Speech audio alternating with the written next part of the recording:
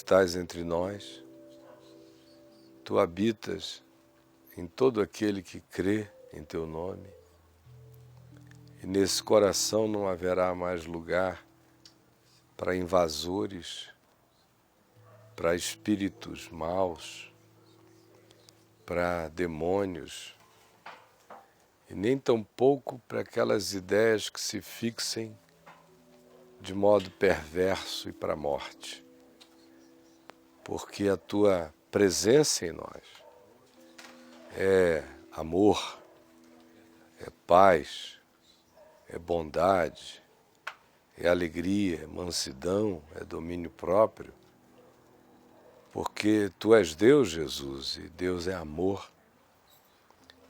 E por isso, o fruto de Deus em nós é tudo aquilo que procede de uma boa mente, de um bom coração, de uma boa atitude, de uma boa disposição mental e de coragem para as decisões melhores e excelentes, de perdão, de graça, de generosidade, de vontade de ver o bem prevalecendo. Por favor, realize esses bens da tua presença na vida de cada um de nós aqui. E dá que nós também realizemos esses bens que estão disponíveis em ti. E que nós não fiquemos preguiçosos, nem indolentes. Ao contrário, que em nós haja avidez, desejo, disposição, intensa disposição de vivermos e provarmos o Evangelho como a melhor notícia para a nossa vida. E eu peço que assim seja sobre cada um de nós. Que o teu Espírito realize milagres visíveis e invisíveis. E que a tua glória se instale em nós. Em nome de Jesus. Amém. Amém. Amém. Boa noite, meus queridos. Boa noite para todos vocês. Queria fazer uma pergunta sincera e esperaria, obviamente, uma resposta mais do que honesta. Esse coelhinho que perambula por aqui incomoda alguém aqui? Gera algum nervoso? Não, porque às vezes gera, né? E não é racional, é um negócio que às vezes é mais forte que a pessoa. A gente conhece pessoas que não conseguem lidar com certas coisas que racionalmente elas mesmas sabem que não tinham que gerar aquele tipo de reação. E eu tenho uma irmã que tem um problema muito grande com balão de gás. Ela não pode ver desde criança, não sei qual foi o susto. Se explodiram muitos na carinha dela, a bichinha ficou atarantada. Ou seja, quando ele às vezes está sendo cheio e você não aguenta segurar até o fim, ele foge. Se ficou vivo para ela de repente aquele negócio, ela panicou para sempre sobre o balão. Enfim, ela não pode ver balão. E ela entra nos lugares que tem balão assim se arrastando, né? Passa como quem sobrevive a uma roda de fogo. E fica longe, para não sofrer aquela sensação tão desagradável. Então, enquanto a cura não vem, se for o caso, a gente prende o coelhinho. Quarta-feira que vem ele ficará lá dentro, em algum lugar, né? Mas, do contrário, esqueçam o coelhinho, deixa ele ficar comendo grama por aí e vamos nos reunir nós aqui. Bem-vindos a todos, que o Senhor nos abençoe imensamente, a todos nós, tá bom? Esses nossos encontros são simples, e totalmente simples, é só um encontro. Não é um rito, ele não tem uma liturgia, ele não é uma religião. Religião, só há um, que é Jesus, é o único religário. é o único sumo pontífice, é o único que constrói pontes entre o homem e Deus. Porque há um só Deus e um só mediador entre Deus e o homem, Jesus Cristo, o homem. Então, se Jesus, que seria a religião, não é, porque ele não disse eu sou a religião, ele disse eu sou o caminho, a verdade, a vida, então não há nenhuma razão para nós sermos religiosos, justamente porque nós estamos ligados em Deus. E nós estamos ligados em Deus não pelo rito, não pela forma, não pela repetição, não por uma mecânica, não por magia, não por mandinga, não por qualquer que seja o sistema que supostamente, em sendo praticado, aciona obrigatoriamente os poderes do mundo espiritual ou de qualquer natureza. Não. Se Deus é amor, e Ele é, não existe mandinga, não existe sistema, não existe matemática, não existe nenhum diagrama, não existe coisa alguma, porque se Deus é amor, só vale o encontro, só vale o amor, só vale a entrega, só vale a fé, só vale a confiança, só vale a sinceridade. Se eu pudesse usar essa palavra, convertendo-a numa palavra boa, a palavra magia, eu diria, fugindo e desarraigando-a das suas raízes, que não dizem o que eu vou fazê-la dizer agora, eu diria que a verdadeira magia, de fato, nessa coisa toda é simplesmente o encontro no amor de Deus. Aí explode tudo dentro da gente. Aí você descobre aquilo que o profeta Isaías disse. Estando vós ainda falando, ele já dirá, eis-me aqui. Vocês não vão nem começar a orar, e ele vai dizer, estou presente. Ele vai ser, adiante de vocês, o tropel, atrás de vocês a glória, sobre vocês o teto impenetrável. E aí, a gente começa a entrar naquele ambiente definido, imutável, de uma comunhão com Deus que se baseia exclusivamente na fé e na confiança, sabendo que Deus é Espírito, importa que os seus adoradores o adorem em espírito e em verdade, sabendo que Deus é amor, e por isso sabendo que a obediência ao mandamento de Deus é amor. Não tem nada misterioso acerca disso. Está dito. Poderíamos ir embora para casa. Este é o Evangelho. Quem conseguir discernir a simplicidade esmagadora dessas palavras e colocar em prática a simplicidade dessas declarações, não tem mais nada a perguntar a ninguém, tem apenas vida para viver. A questão é que não só nós demoramos para sempre para entender, como também, uma vez entendido, nós em geral demoramos mais tempo ainda para nos dispormos a praticar.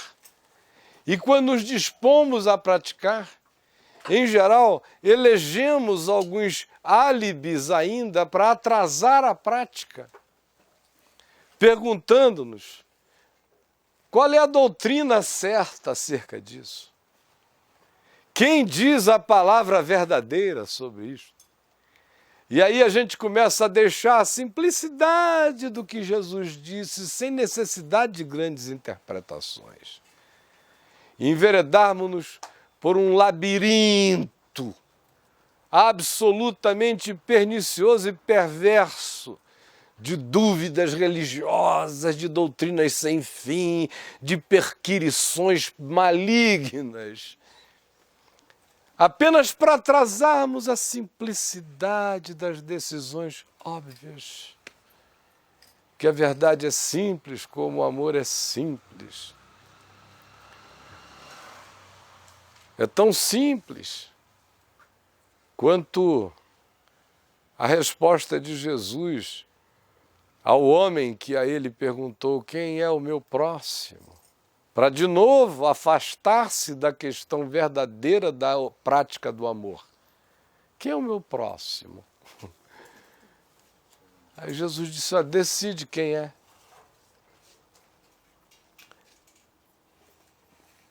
Tem um homem sacerdote passando por um caminho entre Jerusalém e Jericó. Viu um homem que havia caído, sido assaltado, roubado, destruído, estava lá todo quebrado e abandonado. Olhou, ponderou, viu as suas obrigações, fez as suas contas, as suas próprias racionalizações e passou adiante. Era um sacerdote. Atrás dele vinha um coroinha de sacerdote, vinha um sacristão de sacerdote, vinha um aspirante a sacerdote, vinha um seminarista, vinha qualquer coisa, vinha um crente com ambição de se tornar ministro de louvor, por assim dizer, para trazer isso para agora. Aí o cara olhou e disse: se o apóstolo passou e não fez nada, eu sigo nos passos do apóstolo, e seguiu e nada fez. E aí chegou um samaritano, que era equivalente para o ódio judaico da época, em relação aos samaritanos, a uma mãe de santo, por uma profetisa pentecostal. Equivalente a um Chico Xavier para o Edir Macedo. Esse é o que reina. Sem falar que 19 anos antes, desculpa, quando Jesus tinha 19 anos, e agora ele está contando isso próximo de 33, 12 anos antes, 13 anos antes, ele tinha acontecido em Israel um fato chocante. Um samaritano louco, surtado, tinha invadido o templo de Jerusalém e jogado ossos humanos lá dentro, cometendo um sacrilégio para os judeus. De modo que o ódio tinha crescido tanto em Israel em relação aos samaritanos, que gera um ódio de 4 séculos e meio, tinha aumentado e se exacerbado, se avivado. Tinha havido um avivamento religioso em Israel por causa dos ossos que o samaritano jogou no Santo dos Santos, como um bom avivamento religioso. Quase sempre acontece por divisão, ódio e raiva. Aí, todo mundo assim, de a tal ponto que às 6 horas da tarde, antes do sol se pôr, todo bom judeu ia para a porta da sua casa, estendia a mão na direção da Samaria e dizia: que o Senhor Deus de Israel abençoe a todos os samaritanos, amaldiçoe a todos os samaritanos. Veja que a boca fala do que está cheio o coração, não anda amaldiçoando ninguém, só saiu bênção. Amaldiçoe a todos os samaritanos. Aí, esse é o clima. E Jesus elege essa figurinha e dizia aí por aquele mesmo caminho, mesmíssimo, do sacerdote, do levita, do apóstolo, do ministro de louvor, do carola, seja lá de quem for, passava um samaritano que designa tudo que eu não gosto, que designa o outro que eu digo dele não provém nada de bom. E Jesus me coloca nesse lugar visceral de constrangimento.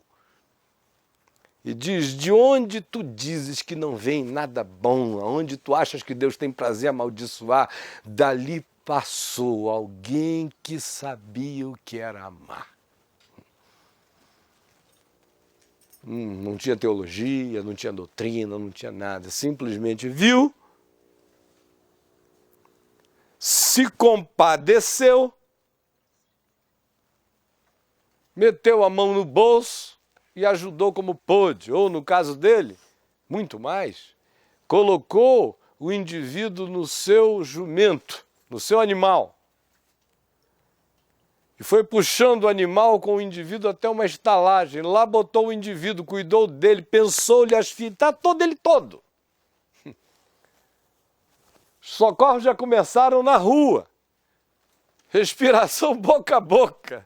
O cara estava com tudo, pegou, fez, levou, e quando viu que tinha que prosseguir, não podia esperar para sempre até que o homem se recuperasse,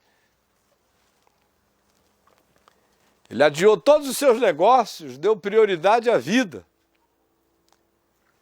Aí ele chamou o dono da estalagem e disse, olha, está aqui um dinheiro, estou deixando, para pagar tudo que ele vier a precisar até o fim da recuperação. E depois, se ele ainda ficar devendo alguma coisa, pode deixar que eu volto e eu cubro tudo. Jesus voltou-se para o escriba, para o pensador, para o teólogo, para o indivíduo que inventa desculpa para não praticar o amor em fé, a fé em amor, que inventa álibis para atrasar para sempre a decisão de dizer eu quero, é isto, sem questões, sem divagações, é isto. Volta-se para esse indivíduo que representa essa escusa ao que é simples, ao que é óbvio, ao que é claro. Volta-se para esse indivíduo que também carrega o estereótipo e a construção e o conteúdo de todas aquelas pessoas que fazem o possível para falarem tanto de Deus que não precisem prová-lo, para lerem tanto sobre Deus que não lhes sobre tempo para vivê-lo, que teorizem tanto sobre fé que não a pratiquem, que criem tantas ONGs sociais que os afastem de fato da realidade que eles dizem tentar coibir. Enfim, todas essas construções que nos habitam e esse indivíduo que faz essa pergunta, Jesus, quem é o meu próximo, simboliza essa vontade de uma discussão sem fim para atrasar para sempre o viver. E pergunta, quem é o meu próximo? É a esse que sou eu, que é você, que é esse cara que fica aprendendo, aprendendo, aprendendo, sem jamais chegar ao conhecimento da verdade, é que Jesus espreme contra a parede, coloca como uma barata contra a esquina do universo com o dedo polegar de Deus encostado no meio do peito da baratinha e diz, quem é o teu próximo? Quem é que tu achas que é o teu próximo? Quem é que é o próximo do homem que caiu na mão dos salteadores no caminho entre Jerusalém e Jericó? Aí o homem diz, eu suponho que é aquele que agiu de misericórdia para com ele. Que é óbvio. Era o que ele sabia o tempo todo. Aí Jesus disse, então vai e age tu de igual modo. Transforma amor em prática. Não em discurso, não em encontro de contas, não em racionalizações, não em queda de braço, ou em qualquer uma dessas coisas. Pratica isso. É difícil? É. Porque a nossa natureza é perversa, é egoísta, é mesquinha, é hedônica, é autogratificante o tempo todo, é preguiçosa, é indisposta ao bem, é omissa, é extremamente escorregadia, é fantasiosa, ama aquilo que faz a pessoa sentir psicologicamente um alívio por aquilo que lhe possa ser uma dor, ou uma preocupação, ou um constrangimento, seja lá o que for, mas que não produz de fato solução nenhuma. São só paliativos na subjetividade. Vocês estão ouvindo o que eu estou falando? O que eu estou falando é verdade. Não é minha. Ela me esmaga. Ela me lacera. Ela me arrebenta há muitos anos. Mas ela me liberta. Ela me melhora. Até quando, chocado com ela, eu estive bem piorado, ela me melhorou imensamente depois. O Evangelho é assim. Não nos permite perguntar o que fora de nós. Não nos permite perguntar quem além de nós. Não nos permite verificações para além de nós. Não nos permite julgamentos a não ser em nós.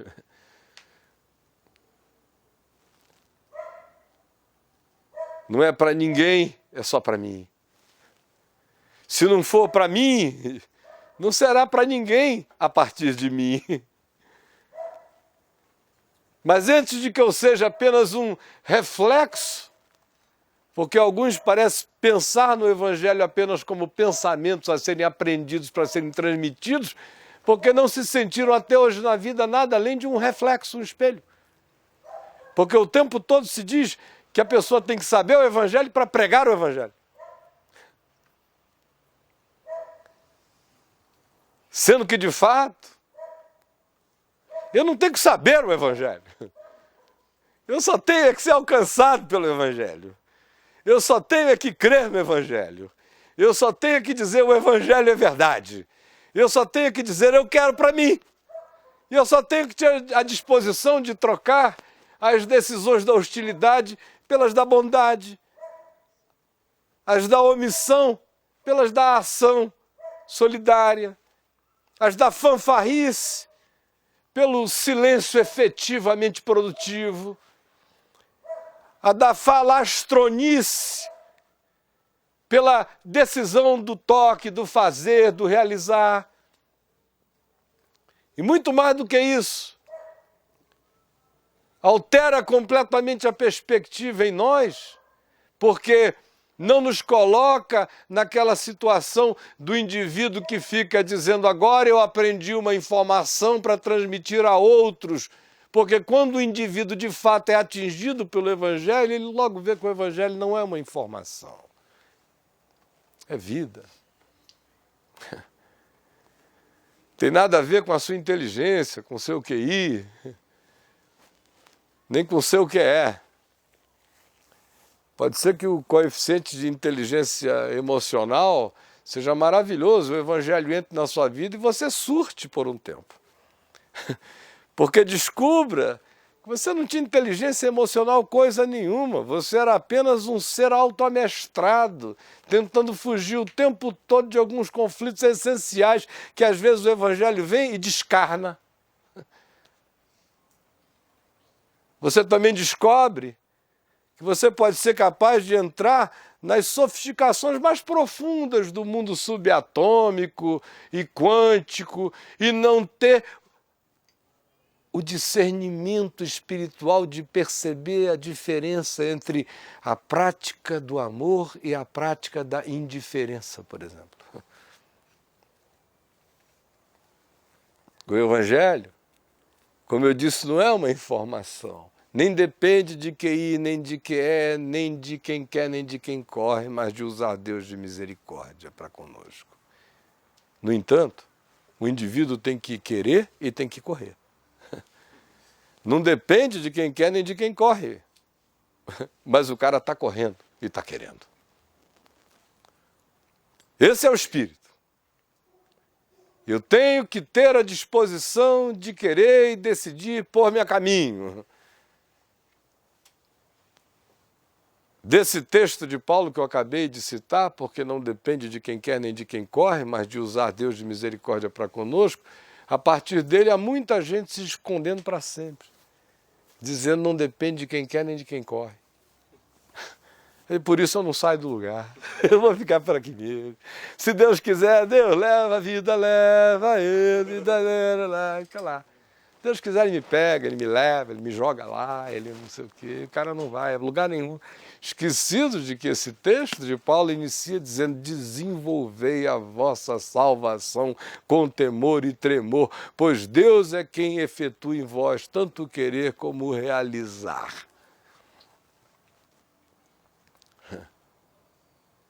Então a disposição, que milagrosamente é dom de Deus em mim, no entanto precisa ser vivida, praticada por mim como uma decisão minha, porque a decisão é minha.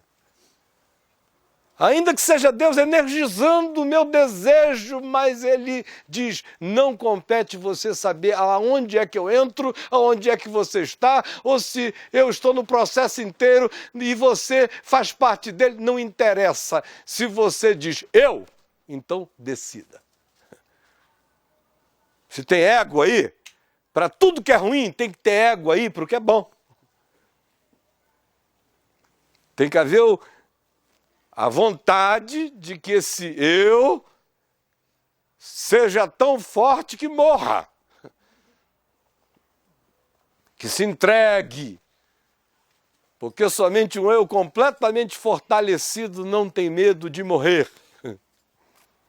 Eu fraco quer se agarrar a tudo que for, qualquer coisa. E nunca encontra o Evangelho, porque o Evangelho só se implanta em nós quando a gente morre. Aí você diz, pelo amor de Deus, o que é que eu vim fazer aqui? Que boa nova é essa que só acontece em mim depois que eu morro?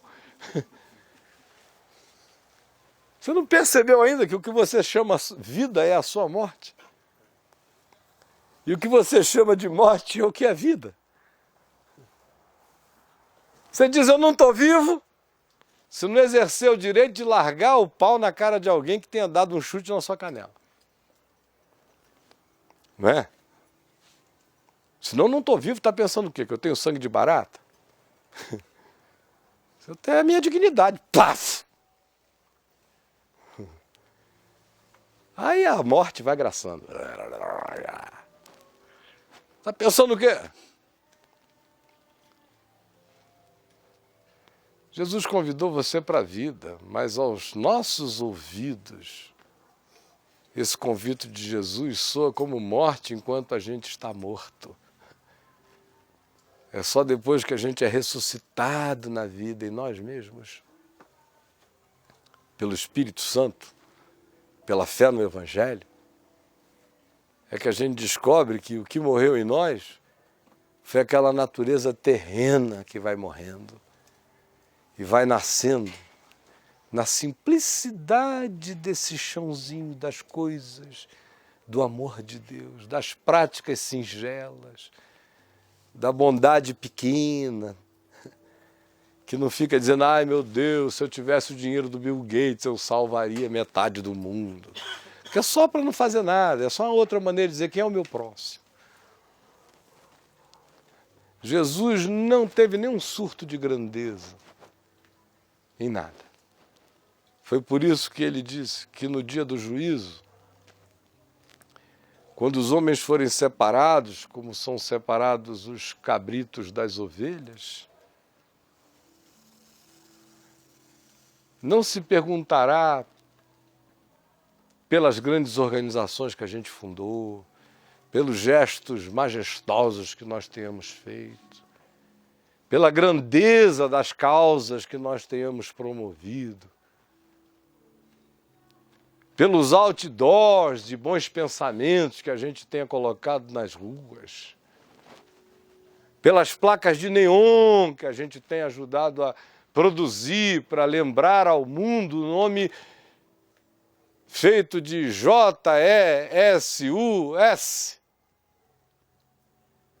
que é o nome de algum Jesus em Neon por aí, em Neon por aí.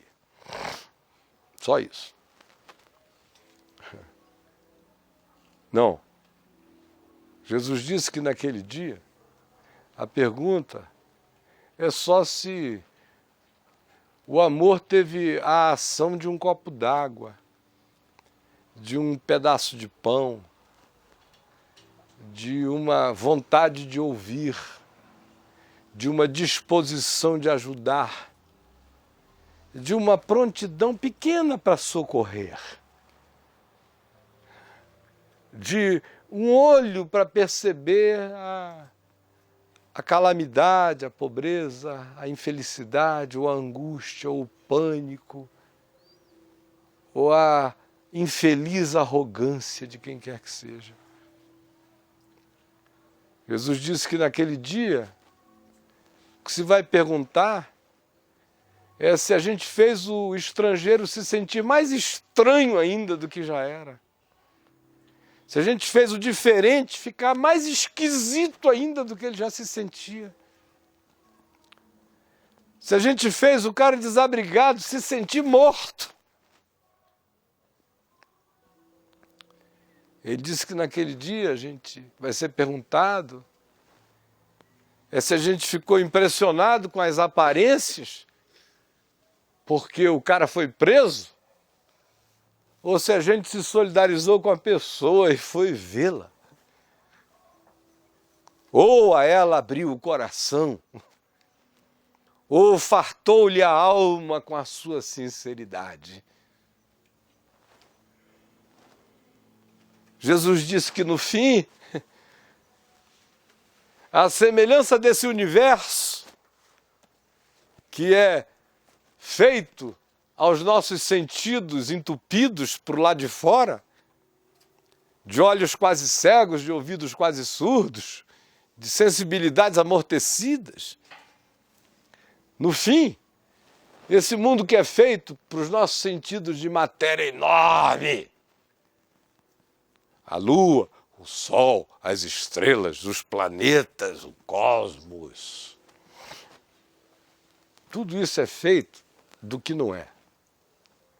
Até do ponto de vista da física. Matéria e antimatéria. Aí você tem o macrocosmos, o microcosmos.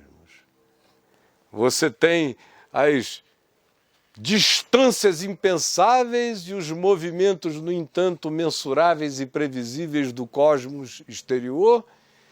E você tem a imprevisibilidade total do mundo quântico.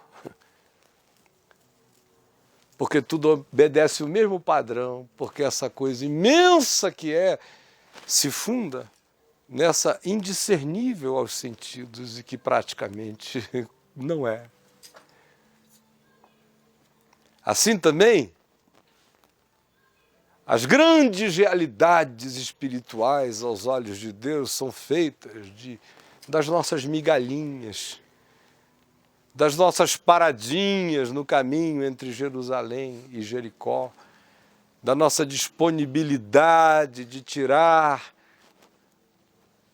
as blindagens, as defesas, e nos abrirmos e tentarmos nos sentar no lugar do outro e ver a vida pelo olhar dele, e tentarmos colocar o sapato dele, e entrar ali e dizer, meu Deus, como será estar ali, agora, nesse estado? Ele não precisa ser um mendigo lá da esquina, às vezes é uma pessoa muito chegada, que porque é tão chegada, a gente acaba ficando distante demais.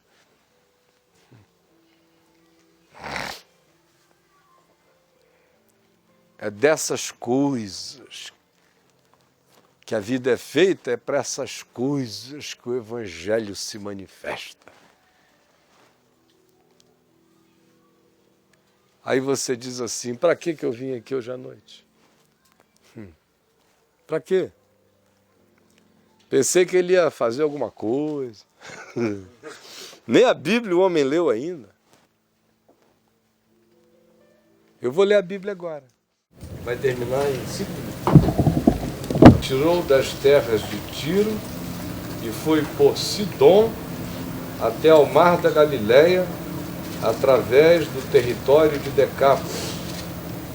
Então lhe trouxeram um surdo e gago e lhe suplicaram que impusesse a mão sobre ele. Jesus, tirando da multidão à parte, pôs-lhe os dedos nos ouvidos e lhe tocou a língua com saliva. Depois, erguendo os olhos ao céu, suspirou e disse: Efatá, que quer dizer abre-te. Abriram-se-lhe os ouvidos, e logo se lhe soltou o empecilho da língua e falava desembaraçadamente. Mas lhes ordenou que a ninguém o dissessem. Contudo, quanto mais recomendava, tanto mais eles o divulgavam. Maravilhavam-se sobremaneira, dizendo: tudo ele tem feito esplendidamente bem. Não somente faz ouvir os surdos, como falar os mudos. Tudo que eu disse até aqui, antes dessa leitura, era apenas para ver se nós estávamos de fato dispostos a ouvir. Esse texto que narra esse episódio de Jesus com esse homem que é gago e surdo, porque é surdo é gago, mas provavelmente a surdez dele tenha sido posterior, porque se ele tivesse sido surdo de nascença, ele seria mudo. Então, para ser gago, é provável que a surdez tenha sido posterior na vida dele. E que ele tenha ficado gago por efeito da surdez, ou quem sabe, algo mais profundo o tivesse acometido, de modo que a gagueira também sintomatizasse algum outro problema que talvez não fosse nem auditivo, mas fosse neural no homem, impossibilitando-o de fato processar, ouvir. Não necessariamente como uma impossibilidade de audição, uma surdez, desculpe, algo que se focasse no aparelho auditivo, mas às vezes no impedimento colocado mais profundamente no cérebro. Talvez em razão disso o homem falasse agora de modo atabalhoado e totalmente gago e embolado, porque algo estivesse se desconectado. Mas o fato é que ele não pode ouvir. E ele não consegue se comunicar direito. Porque quem não consegue ouvir, nunca consegue se comunicar. Isso é um fato físico e é um fato psicológico, social. As pessoas que de algum modo se fazem ouvir é porque ouvem, porque quem se faz ouvir é porque de algum modo diz o que outros, em ouvindo, identificam-se de modo a dizer: é isto aí que eu sinto também. E ninguém chega a essa conclusão sem troca, sem percepção, sem estar aberto para o outro. Ninguém. No entanto, este homem aqui descrito não pode se comunicar, porque ele não pode ouvir. E ele não pode ouvir nem se comunicar, muito provavelmente por causa da mente dele. Porque os entupimentos, os condicionamentos e os impedimentos de fato sérios não são aqueles que acontecem nos nossos aparelhos percepcionais, lá de fora, externos. São de fato aqueles que se alojam quanto mais no subjetivo e no abstrato e no intangível de nós, mais delicada é a condição. De modo que a pior doença sempre é do espírito. Sempre. Depois vem as da alma. Depois vem as da mente, nessa categoria que mixa o abstrato com o que vai ganhando concreção nervosa. Depois aquelas que já se estabelecem no hardware cerebral. Depois aquelas que vão passando para essas outras dimensões, mas é lá no espírito que habita a doença essencial. E aí, É nessa dimensão mais profunda que as curas têm que acontecer em nós. Alguém pode até dizer, eu escuto. Claro que eu escuto. Eu saio de casa, fico sentado na sua frente 2 horas, como é que eu não escuto? Eu escuto. Mas não pode ser que você venha aqui me ouvir justamente para não escutar. Justamente para dizer, eu ouvi. E assim não escutar nada. Justamente para poder repetir. E assim não praticar nada. Justamente para dizer, eu compreendi. E assim não entender que ninguém compreende de fato sem praticar. A compreensão gera um entendimento praticante. Agora, nós estamos diante de um homem a quem Jesus tira do meio da multidão, leva para o lado de fora da cidade, o homem é surdo, o homem é gago. Ele coloca as mãos nos ouvidos do homem, primeiro. Depois, ele passa saliva na língua do homem. Isso é uma nojeira, diriam os politicamente corretos. Ai, meu Deus, que coisa mais bizarra. Imagina só, se eu disser agora, irmãos, vai começar aqui a unção do língua com língua, não do dedo na língua. Eles passam... Já tem gente aí sentindo nojo. Ó. Ai, meu Deus, onde é que ele vai botar aquele dedo? Aqui, ó. Veio daqui e volta para cá. O resto é frescura. Assim, desse jeito. Na língua. E aí faz assim. Olha para o céu, respira fundo. E diz, Efatá, que quer dizer abre-te. Aí o homem se desentupiu de dentro para fora. Os ouvidos se abriram e a língua falava desembaraçadamente. Eu estou quase propondo a unção do saliva na língua. Para dar um choque anafilático, como diria a Adriana. Tá!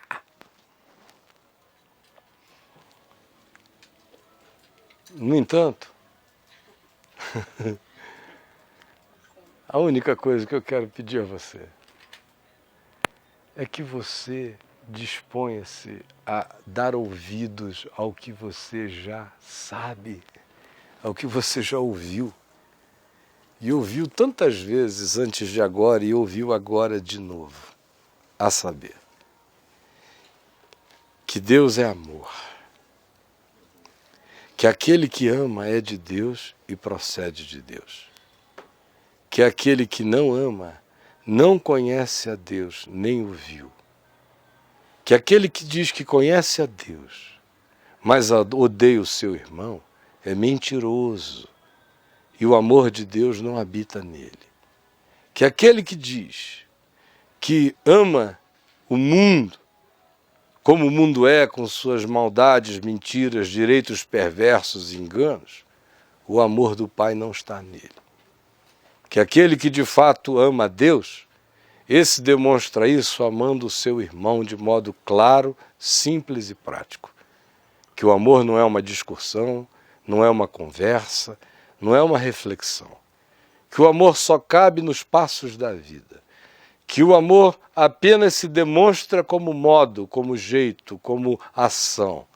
Que o amor não se carrega de palavras, que ele é feito de movimentos, que ele é feito de acolhimentos, que ele é feito de construções completamente demonstráveis, que afetam o outro, que o outro percebe não como um olhar distante, mas como toque, como graça objetiva, como materialização ou como disponibilização de coração. Todos nós já sabemos que os mandamentos de Deus não são muitos, são um só. Porque Deus é amor, o mandamento dele é amai-vos uns aos outros. E por isso ele diz que o nosso chamado é para sermos a sua imagem e semelhança. E se Deus é amor, a nossa imagem e semelhança é amor em Deus. Quem não ama se dissocia da imagem e semelhança de Deus. Deus não tem olhos, braços, pernas, configurações. Deus é espírito. A imagem e semelhança de Deus se manifesta na natureza de Deus, e Deus é amor. A imagem e semelhança de Deus é manifestação de amor, por isso o mandamento de Deus é amor. Isto é simples, todo mundo pode saber o que é.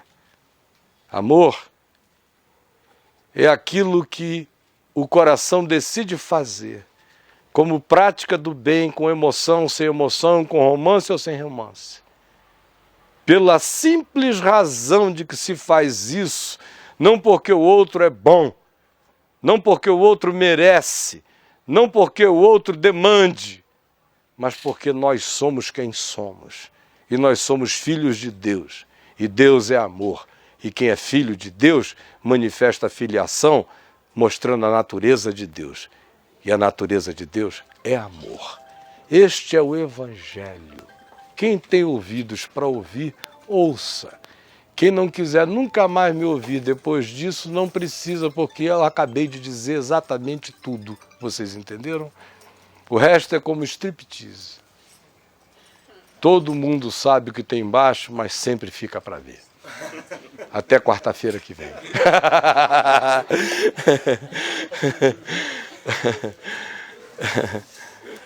Olha só. Ninguém quer levantar. É?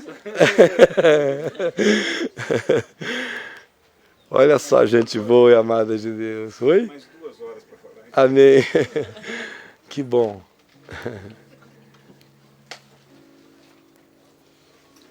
O Evangelho é vida. Acho que se um budista estivesse me ouvindo hoje à noite, ele teria me entendido completamente. Não teria tido nenhum problema para sair e dizer eu concordo ou não concordo, mas se concordasse ele não ia discutir, ele ia querer praticar.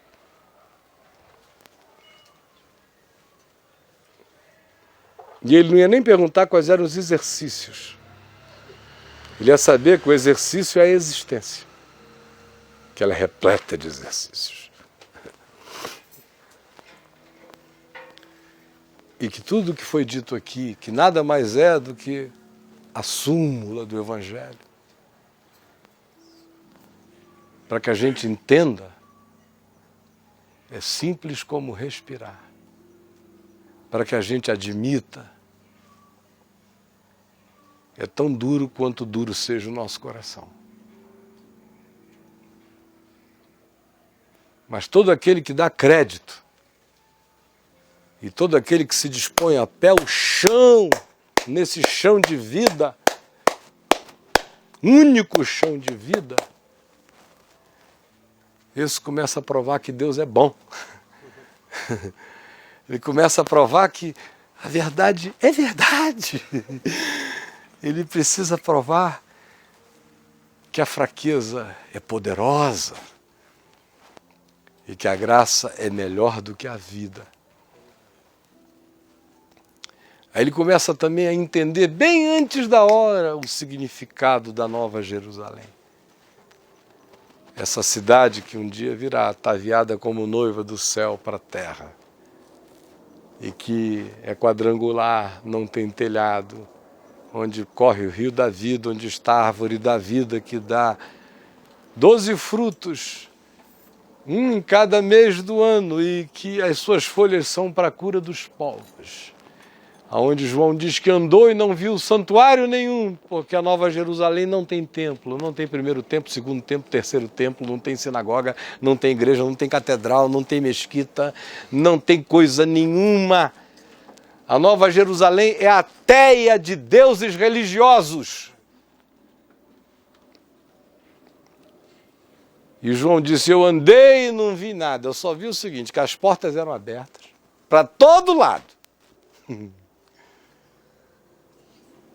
Não tinha desculpa. Se o cara dissesse, estou chegando do norte, lá de dentro gritariam bilhões de Pedros, Joões, Zenões, qualquer coisa, dizendo, tem 4 no norte, ou tem 3, entra pela do norte, tem 3 no norte. Se o cara chegasse e dissesse, estou vindo pelo leste, ele dizia, tem 3 no leste, tem porta para todo lado, entra, meu irmão, porque muitos virão do norte, do sul, do leste, do oeste, do oriente e do ocidente, tomarão lugar à mesa, pode entrar. E os doentes são sarados porque o lixo da cidade santa, as folhas da praça, cura o mundo.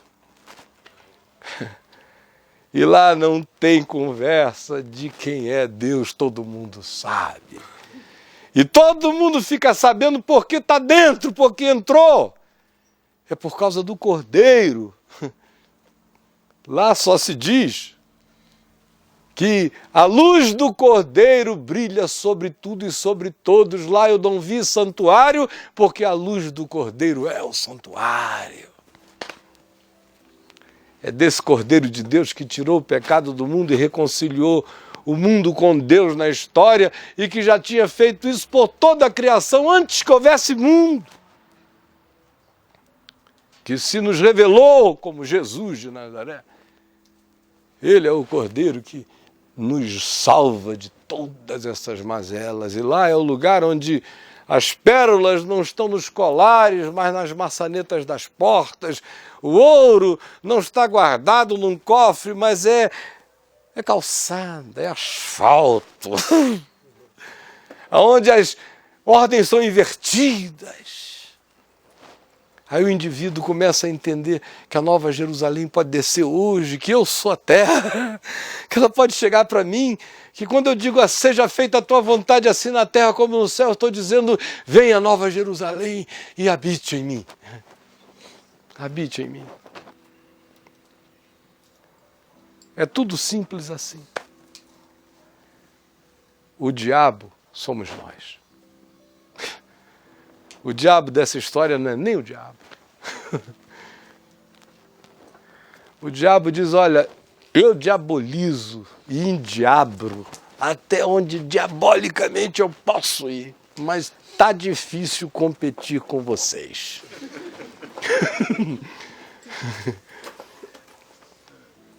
O diabo já está até criando uma seguradora.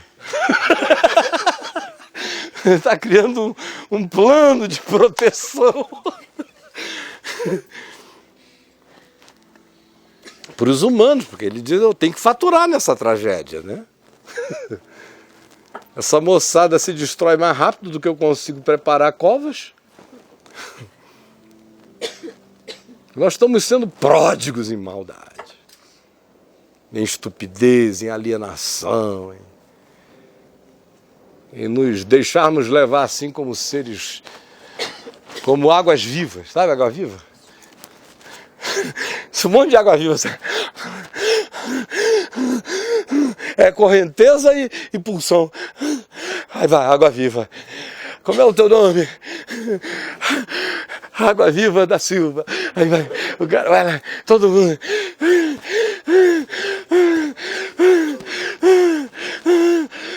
Água viva. Só água viva.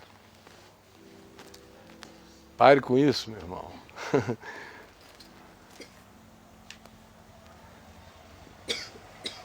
O que vocês estão esperando? A bênção apostólica?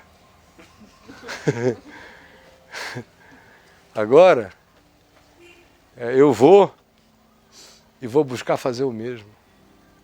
Vai tu e faz o mesmo. Então, se teu irmão tiver fome, não apenas aquele lá do Conic,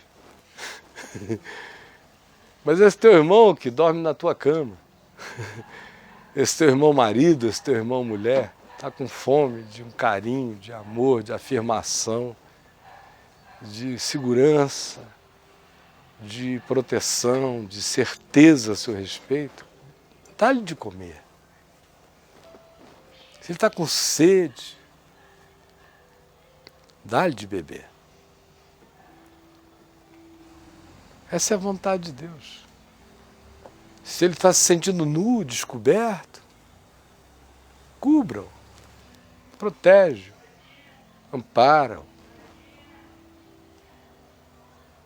Não o esmague, antes o cubra. Se ele está se sentindo estranho, esquisito, estrangeiro, inacolhido, agasalhe-o já. Já. E se ele está sendo vitimado, injustiçado, não fique dizendo para ele para aprender com a situação. Abrace-o.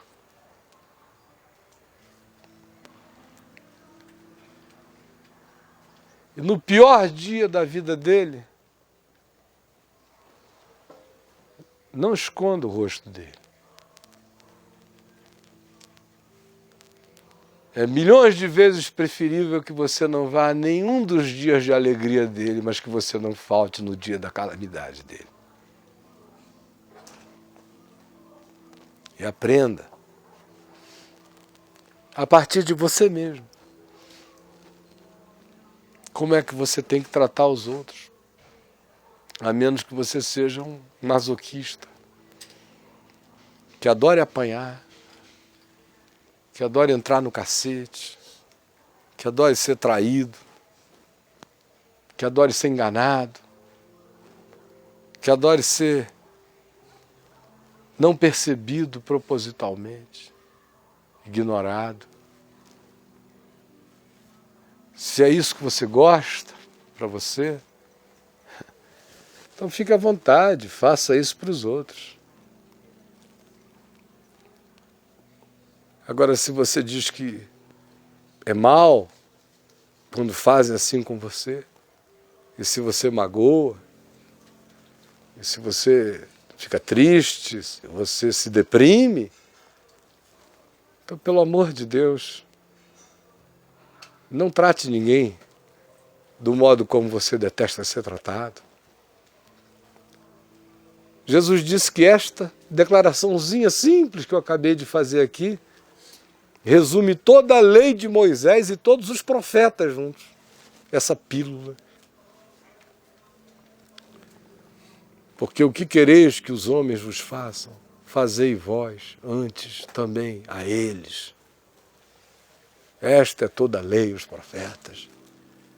Moisés escreveu 5 livros, diz a tradição. Ficou reduzida essa declaração. Todos os profetas. É assim que Jesus, o Criador do cosmos, mostra que tudo habita o mundo das coisas mínimas. Pouco é necessário, ou mesmo uma só coisa. Se falta tudo, não falte isso, porque se falta isso, nada mais presta. Sem amor, nada aproveitará. Desculpe a repetição, mas vocês vão me ver e ouvir repetir isso enquanto eu estiver vivo nesse mundo. Agora vamos ficar em pé e vamos orar juntos.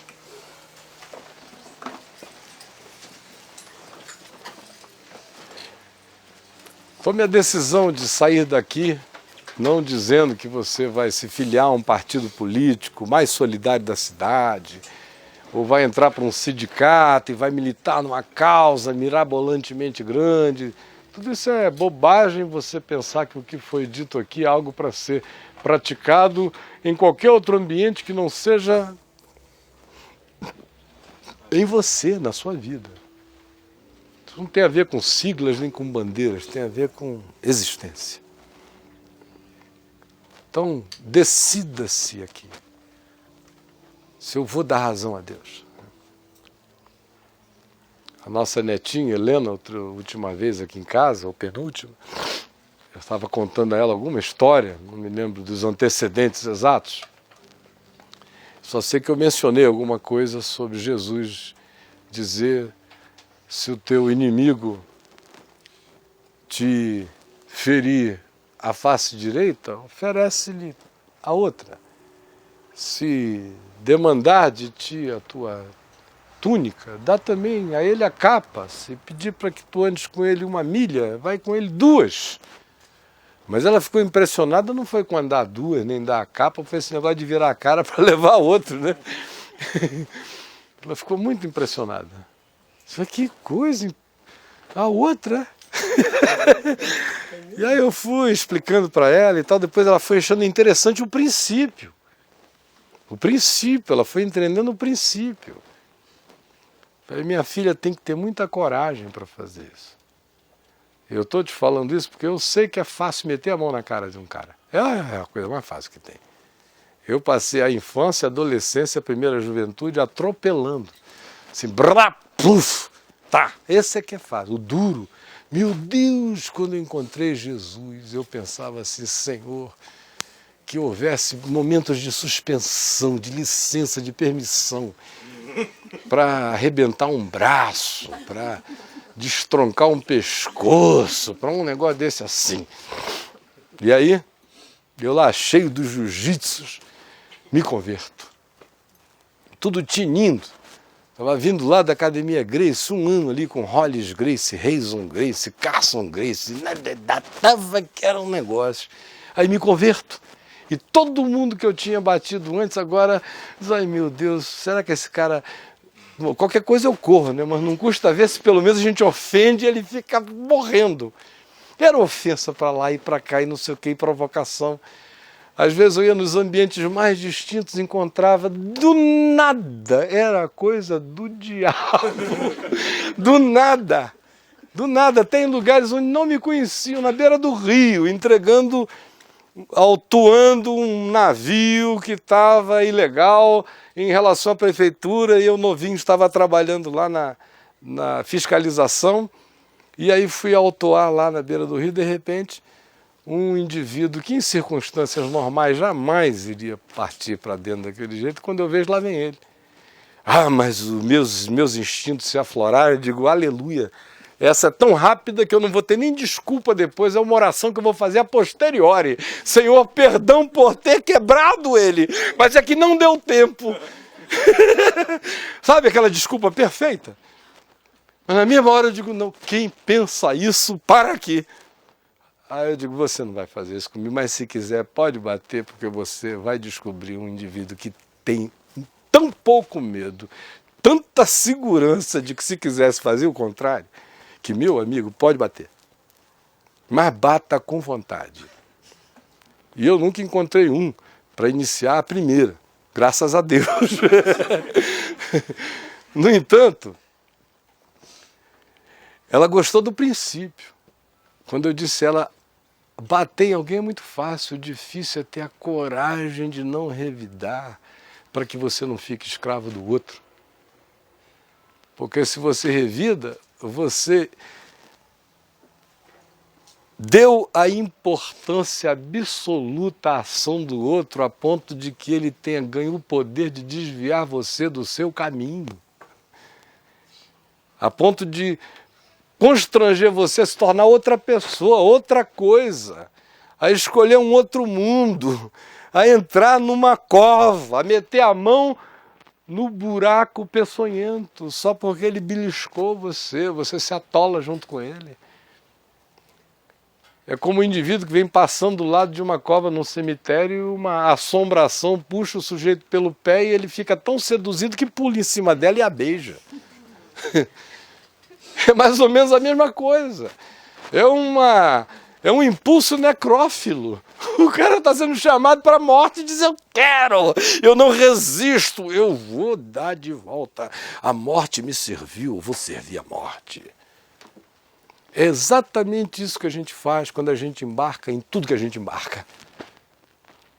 O Evangelho quebra esse paradigma, dá a você consciência e poder para dizer, não, eu estou entendendo esse jogo, essa coisa aqui vai me fazer ter uma sensação imediata de que eu gritei, me impus, mas depois isso vai gerar as consequências mais desgraçadas, é ódio, é raiva, é amargura, é tristeza, é suspeição, é estilhaço de confianças, são machucaduras afetivas, são palavras ríspidas, são ecos nas memórias, é mal lá, é mal em mim, é mal em todos, vai forjando em mim uma atitude, vai me tornando um ser estranho, vai me desconstruindo. O Evangelho veio para quebrar isso. E a gente não está só nisso. Jesus disse que Ele habita em nós, que o Espírito dele está em nós. Se a gente o invoca e a gente começa pela fé a praticar a palavra dele, o Espírito dele, ele disse que o Espírito Santo cresce em nós. Isso tudo vai começando a se tornar prazer. Você vai tendo prazer. Prazer em fazer como Jesus diz que tem que ser. Aí dá alegria. Os mandamentos não são penosos. Eles são libertação. Você caminha cada vez mais livre. Cada vez mais sem neuroses, sem paranoias. Você não tem inimigos. Os caras são inimigos de si mesmos. De você não, você está livre. Você entra, você sai, você volta. Você abraça, você beija, você chega, você é você. Você não é hipócrita. Hipócrita é simplesmente o outro que projeta para você o que gostaria que você desse de ruim a ele, para ele se alimentar da sua raiva, crescer no seu ódio, voltar para você com mais maldade ainda, e encontra você despido disso tudo, tratando tudo com amor, fica tão pitbull que diz hipócrita. Hipócrita significando, você tinha que estar me odiando como eu te odeio, desgraçado. Mas você está livre. Isso não é um seu problema. É chamado para fazer o bem, fazer a sua parte, porque cada um vai ser julgado conforme as suas obras. São minhas e de mais ninguém. Vamos orar? Senhor Jesus, aqui está o Evangelho, simples como essa brisa, gostosa, suave, cheia de vida, de alívio, de frescor. Eu quero pedir que o Evangelho da vida, que a boa nova de Jesus, que essa palavra que é caminho de vida, se fixe em nós. Que a gente tenha prazer nela. Que a gente se aferre a ela com todo o nosso ser. E que nós desejemos praticá-la mesmo. Nas coisas pequenininhas e crescentes. Por favor, coloque em nós essa vontade. Naquele que tem vontade, fortalece-a. Para o nosso próprio bem, para que o Evangelho não seja uma informação, seja a realidade na qual nós estejamos sendo formados. Que ele seja a nossa sandália, que nós nos calcemos com a sua preparação todo dia, andando nele, para que a nossa vida percorra caminho de paz, não porque não haja conflito, mas porque nós não andemos conflituados. Pelo amor do teu nome, derrama a maravilha da luz, do entendimento da palavra da vida em Jesus sobre cada um aqui. Concede a cada um o fortalecimento para que pratiquemos a palavra. Em nome de Jesus. Amém.